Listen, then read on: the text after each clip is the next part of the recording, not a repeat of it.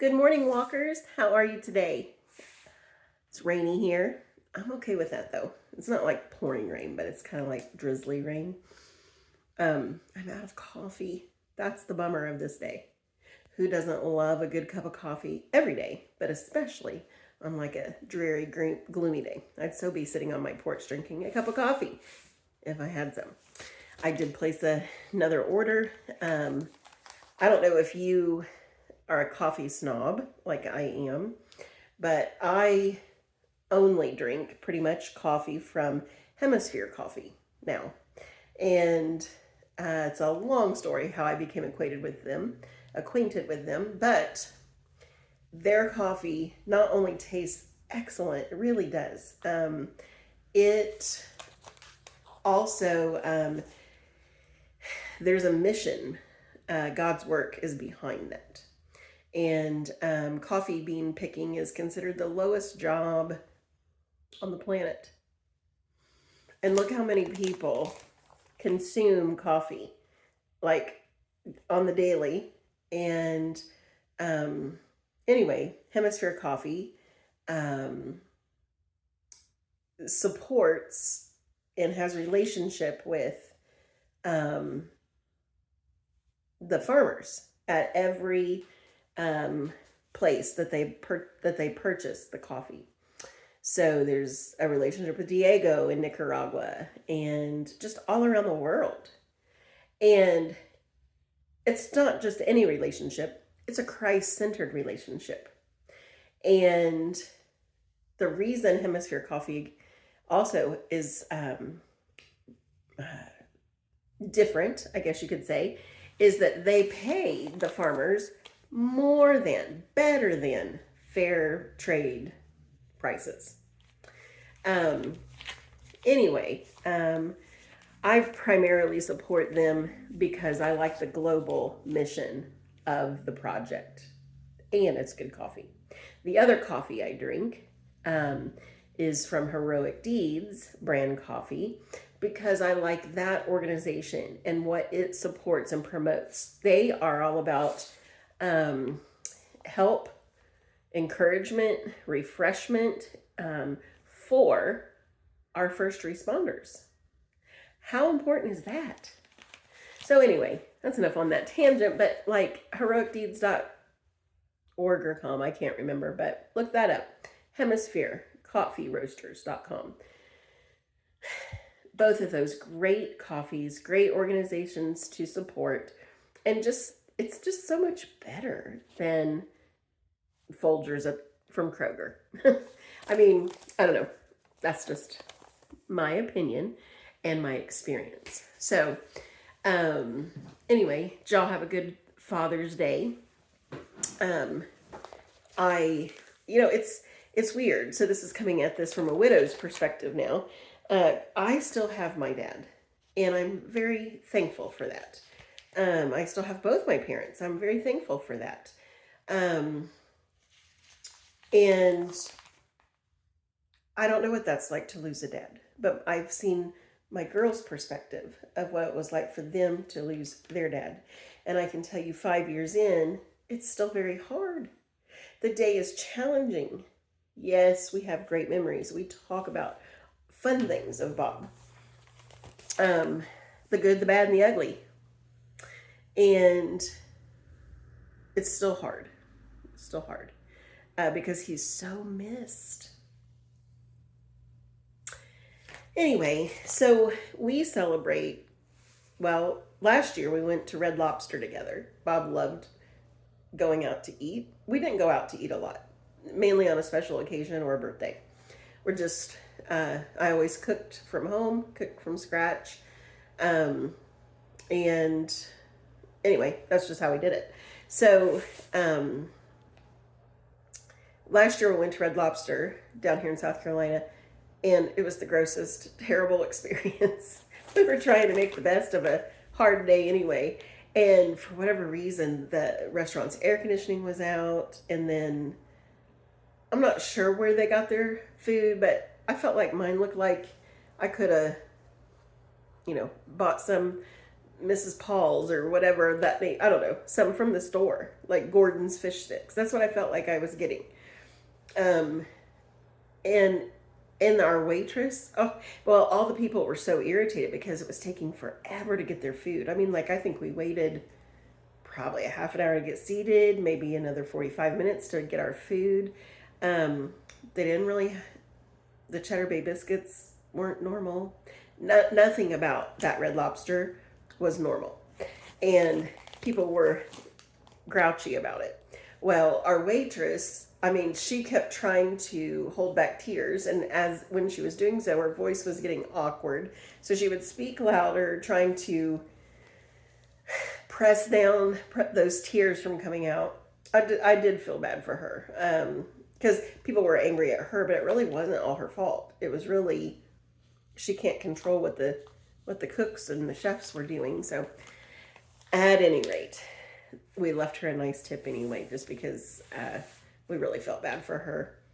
And but then this year, we went to Cracker Barrel, and that was good. It really was good.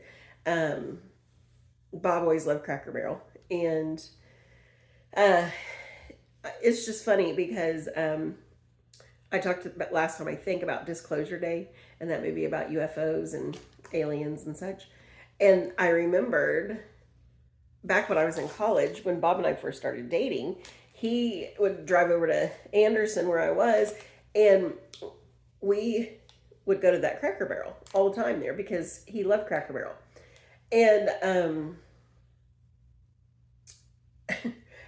we had gone to see, I can't remember the movie, but this would be back in the, early 90s. I'll have to look up what movies were around, but I think we got into our first kind of like disagreement about aliens. So anyway, just felt kind of like a full circle moment that we would be celebrating Father's Day, remembering him, and having recently seen Disclosure Day and going to Cracker Barrel. So anyway, and so then yesterday, well, and what I sent the girls, I had come across one of Bob's journals. It's not like he had a ton. He was not necessarily an everyday writer. In fact, this one journal that I came across only had like 4 or 5 journal entries in the whole book. I'm not pointing fingers because I was always a start, stop with journals too. But what I have found is that whatever it was that was recorded is significant and treasured when you read it later. And so this particular journal entry of his was from 2016, and it really wasn't a very long entry, maybe, I don't know, a couple, 3 sentences or so. And but it said so much in what he wrote. And so I shared that. It was actually from a journal that was something about fatherhood. I imagine it might have been a gift from church or something on Father's Day. I don't really remember where he acquired that journal, but nonetheless, what he wrote was very meaningful. And so I had taken a picture of the journal front, the fatherhood, whatever it was, quote, and then took a picture of that entry. Because really in a digital age, we don't have, oops, hold on just a second. Lost my prompt that I was going to show you. We don't have paper pen as much. Everything's digital. And so that leads me into this next segue that I want to talk to you about. So that journal entry of Bob's, it's written record of his internal change through the years as he grew in the grace and the knowledge of the Lord. And it was evidenced in his life outwardly too. You could see fruit from that change. And it just goes to show people do change. His core person of Bob was still always there. And the hard parts that had made him hard, those the Lord chiseled away over the years, softened his heart in the areas that needed it. And Bob always loved oh, it was a little video or something called the Skit Guys, and it was about that. It was about chiseling away, and that always spoke to him. So anyway, I say all that. I hope you did have a good Father's Day, and you remembered your dad, and as a widow, you helped with memories with your kids, young or old, remember their dad in an honoring way. And I know some people did not have a good dad. And to that I would say, you know, your Heavenly Father knows. And thank him for the gift of yourself being brought into this world. I was going through things, and I might have shared here before, I don't remember, but I came across this.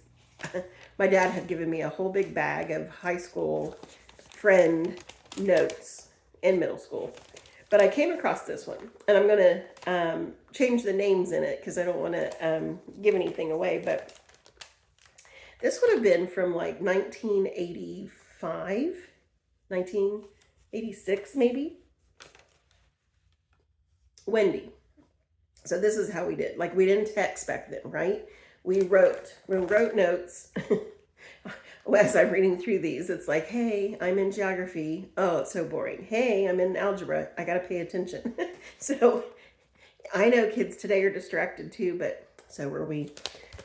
Okay, Wendy. Hi, hun.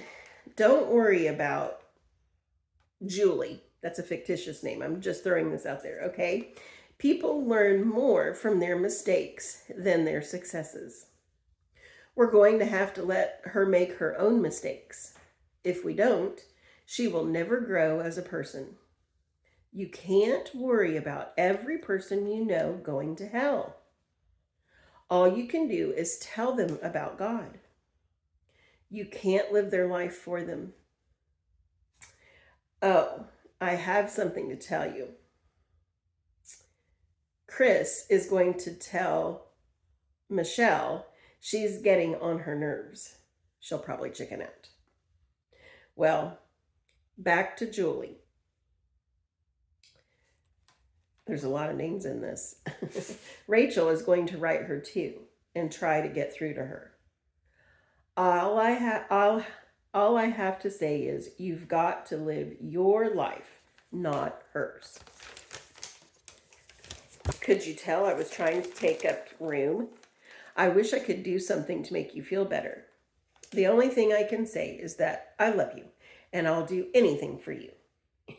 Even babysit your siblings. She wrote my siblings' names. Well, I better go. I'll try and call you after practice. Love you. My friend's name. P.S. I think I take back about babysitting your siblings. Which I totally cracked up when I came across this old letter yesterday. But it was telling, right? The friend who wrote this to me, she was speaking wisdom. Apparently I was very concerned about another friend heading down the wrong way. It shows all the way back then, that really was my heart for my friends who were making stupid decisions.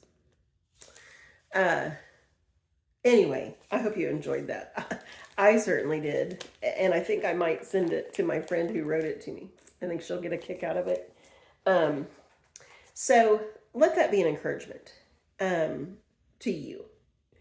Just because you had some maybe areas in your life that became really hard, became life-changing. Sometimes it's things that happen to us. Sometimes it's things that occur from our own choices. And nonetheless, they really affect us for a long, long time. God can heal, restore, even better, to an even better state. So anyway, just wanted to share all that with you today. Keep walking. That's my gift for you today.